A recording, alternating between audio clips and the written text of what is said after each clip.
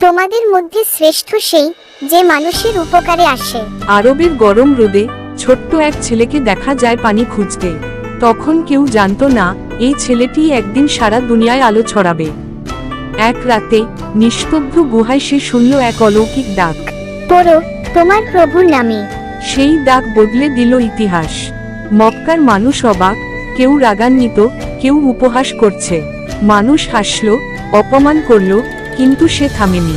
সে জানতো সত্য একদিন নিজেই প্রমাণ হয়ে উঠবে। অন্ধকার মক্কা একদিন আলোয় ভরে উঠল। ভ্রাতৃত্ব, দয়া আর ন্যায় প্রতিষ্ঠিত হলো যেখানে আগে ছিল কেবল ঘৃণা। তিনি বলেছিলেন, তোমাদের মধ্যে শ্রেষ্ঠ সেই যে মানুষের উপকারে আসে। আর তার এই কথা আজও আলো হয়ে জ্বলছে কোটি হৃদয়। ভালোবাসা, ন্যায় আর ধৈর্য, এই তিনেই লুকিয়ে আছে ইসলামের আসল সৌন্দর্য। গল্পটা যদি ভালো লাগে তাহলে অবশ্যই চ্যানেলটা সাবস্ক্রাইব করবে, লাইক, কমেন্ট এবং শেয়ার করতে ভুলবেন না প্লিজ।